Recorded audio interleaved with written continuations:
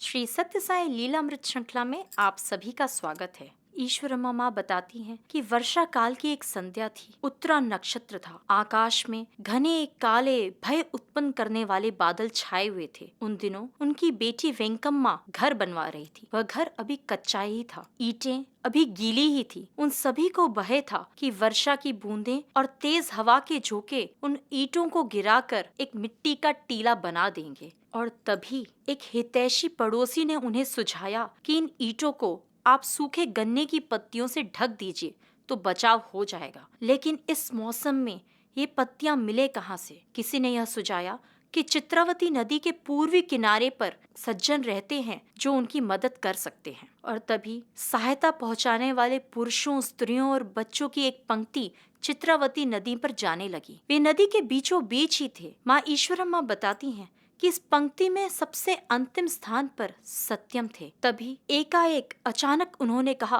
रुक जाओ, आगे जाने की कोई आवश्यकता नहीं। वे वेंकम्मा से बोले, वेंकम्मा घबराओ मत, वर्षा नहीं आएगी। और यह कहते हुए उन्होंने अपनी नन्ही सी हथेली आकाश की ओर दिखा दी। और तभी प्रकृति के सभी तत्व उनकी आज्ञा मान गए और आकाश साफ हो गया। इस अनुभव से हमें यही पता चलता है कि बाल सत्यम भी गोकुल के वही कृष्ण थे जिन्होंने अपनी नन्ही उंगली पर गोवर्धन गिरी उठाकर सभी की इंद्र के कोप से रक्षा की थी। इस बार बाल सत्यम ने केवल अपनी नन्ही हथेली आकाश की ओर उठाकर सभी की रक्षा करी।